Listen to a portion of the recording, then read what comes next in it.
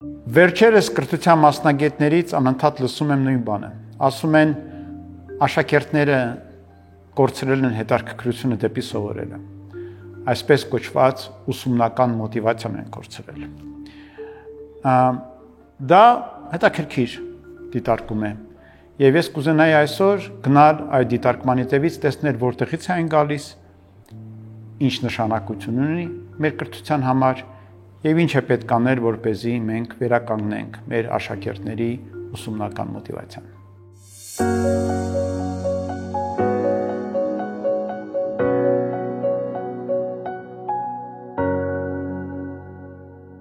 Իրականում ձեզ ասեմ, որ ոչինչ չի փոխվել։ Որևէ աշակերտ, որևէ ժամանակներում չի ունեցել առանձնակի բարձր ուսումնական մոտիվացիա։ Եթե մի քիչ ավելի լուրջ դրան վերաբերվենք, ընդհանրապես որևէ մարդ չունի մեծ ցանկություն սովորելու։ Մարդու ուղեղը այնպես է կառուցված, որ այն դիմադրում է մտածելուն։ Մարդու ուղեղը չի սիրում մտածել, որովհետև իր համար մտածելը ծայրահեղ դժվար է։ Դա պետք է խոստովանել, մարդու ուղեղը ստեղծված չէ մտածելու համար եւ այդ գործը անում է ծայրահեղ վատ։ Դա առաջինը, երկրորդը այն մեծ էներգիա է ծախսում այդ ընթացքում եւ այդ պատճառով մեր ուղեղը այնպես է աշխատում, որպեսզի սովորի այն, ինչ պետք է, որ ուղեղը այլևս աշխատելու կարիք չունենա։ Եվ դա է պատճառը, ինչու մենք ցկտում ենք ունենալ հարստություն, որ հանգիստ լինենք եւ կարողանանք անմիտ եւ առանց որևէ մտահոգության ժամանակ անցկасնել, բոլորը երազում են իրենց կյանքի մեծ մասը իրենց ընկալված երանության պատկերի մեջ անցկасնել, որը փռված ծովի ափին, արևի տակ,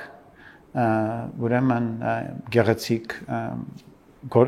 ընկերոջ կամ ընկերուհու կողքը վայելել կյանքը։ Բայց դա զարմանալի չէ, այդպես ուղեղն է աշխատում։ Մենք չպետք է մեղադրենք մարդկանց, որոնք այդպիսի երազներ ունեն։ Հիմա, ինչու եմ այսքան հեռվից սկսում։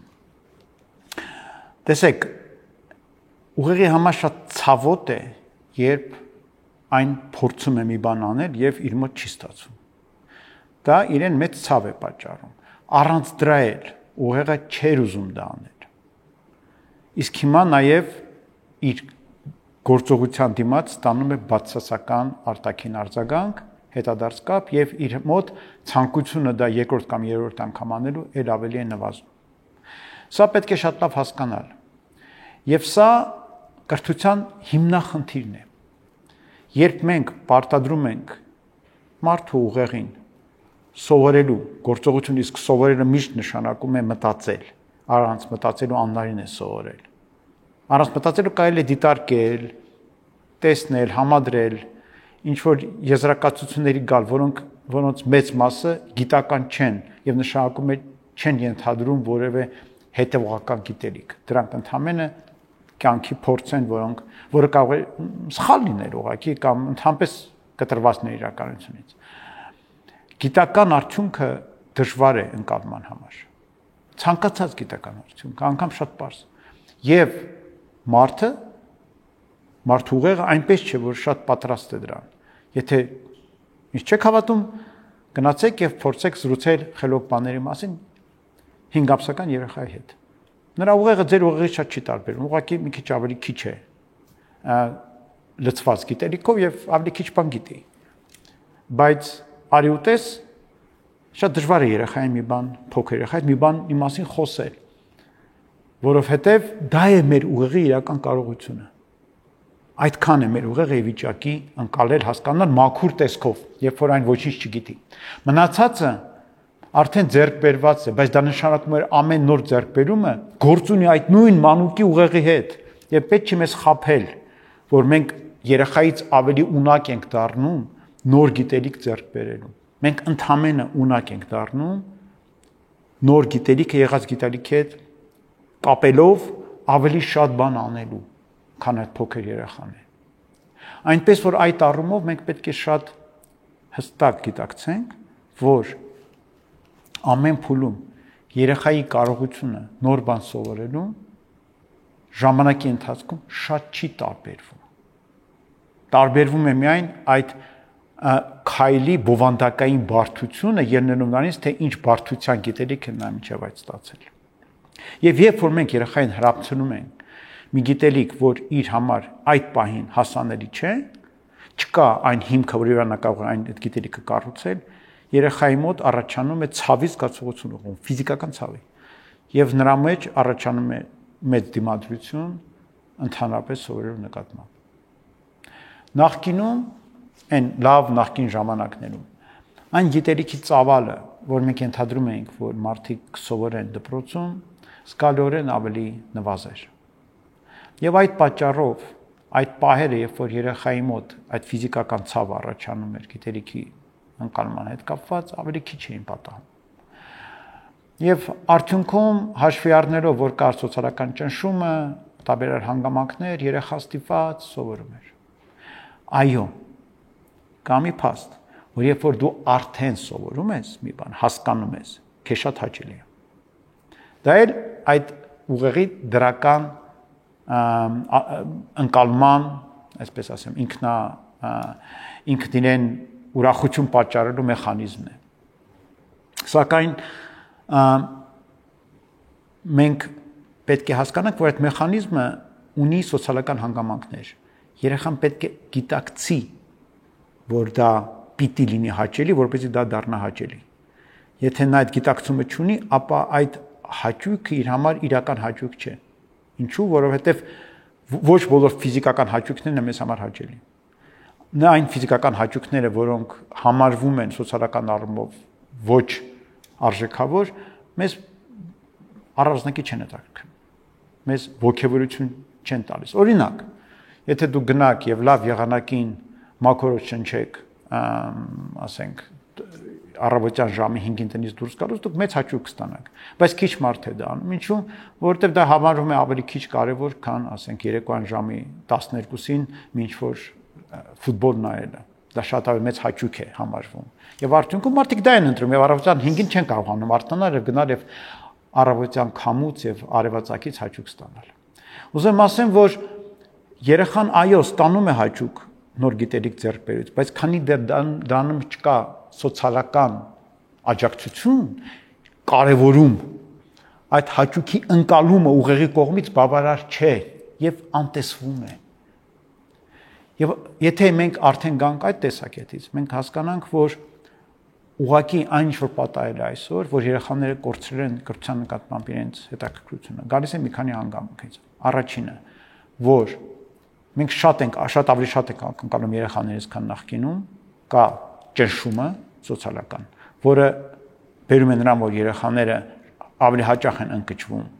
որովհետև իրենց մոտ ինչ-որ բան չի ստացվում եւ իրենք բնականաբար բացասական հետադարձ կապ են ստանում եւ ուղեղը դժգոհ է եւ չի ուզում այլևս ոչինչ անել, կա այն հանգամանքը, որ դրա հետ մեկտեղ սովորելու արժևորումը հասարակության մեջ նվազել է եւ երեխայի մոտ անգամ երբ որ նա մի բան սովորում է եւ պիտի որ ուրախանա, այդ ուրախությունը այնքան էլ վառ չէ։ Կա այն հանգամանքը, որ նաեւ ծնողները շատ ավելի քիչ ուշադրություն են դարձնում երեխաների փաստացի սովորած ձեռք բերած գիտելիքին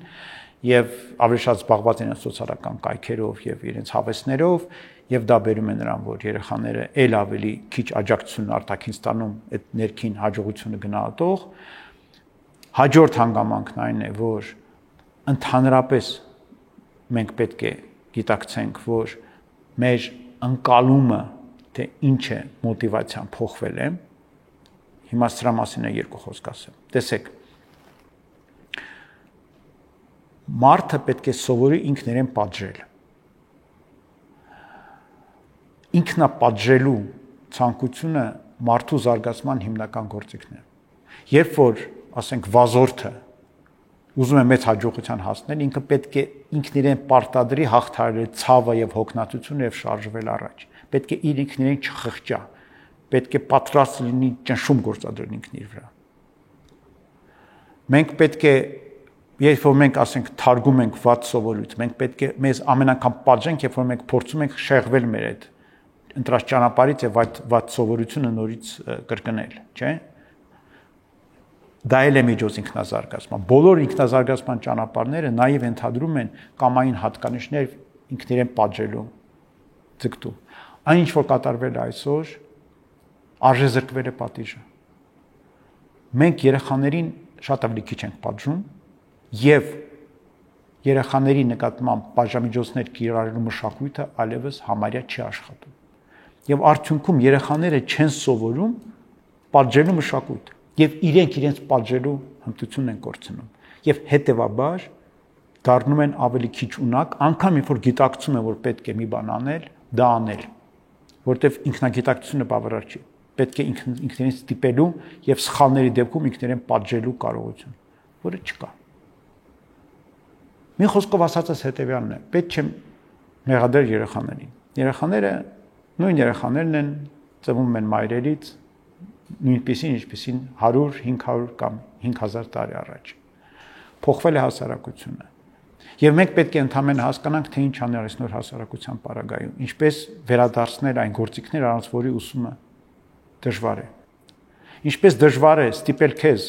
վազել հերթական 3000 մետր, որ 5000-ը վազել ես, արդեն շունչդ կտրվում է։ Այդպես դժվար է քեզ պարտադրել սովորել եւ անել եւս մի տնային, երբ որ դու արդեն 5 հատ արել ես եւ արդեն հոգնել ես։ Սովորելը ենթադրում է ինքնապարտադրում, ենթադրում է կամք։ Հասարակություն, որտեղ կամային հատկանիշներ այլևս չեն կարևորվում, այդ հասարակությունում սովորելը դառնում է շատ ավելի դժվար։ Հասարակություն, որտեղ գիտելիքը չի արժևորվում, այդտեղ սովորելը դառնում է ավելի դժվար։ Հասարակություն, որտեղ երեխան չի ստանում ուրախության իր բաժինը, երբ որ իր մոտ ստացում է սովորել, այդ հասարակությունում կրթությունը գնալով անարդյունավետ կլինի եւ երեխաները չեն զունա սովորել։ Ամփոփելով ասեմ, որ մենք պետք է ամենուրեք ընտանիքում, դպրոցներում հաշվի առնենք այս ամենը։ Սա չի կարելի անտեսել։ Մենք պետք է ներառենք մեր մոտեցումների մեջ, մեր մեթոդների մեջ, մեր երեխաների հետ շփման մեջ գիտակցում այս ամենը եւ շփվենք այնպես, որպեսզի իրենք էլ այս ամենը գիտակցեն եւ կարողանանք ազդել իրենց ընկալումների, իրենց գործողությունների վրա, որպեսզի իրենք կառավարեն իրենց վարքագիծը, կառավարեն իրենց ընկալումները։ Այլապես այս ընդհանուր դաշտը, որը ազդում է իրենց վրա, իրենց մղելու է կրթությունից հեռու եւ մենք ունենալու ենք աճող դժվարություններ երեխաներին կրթության մեջ ներգրավելու հետ։ Պարզ լուծում չկա, սա հասարակական ընկալման փոփոխություններ է պահանջում, որոնք արագ չեն լինում եւ դժվար են, բայց տեղում ազդելով մենք կարող ենք իրավիճակ փոխել եւ մենք պետք է գործենք գիտակցելով իրավիճակը։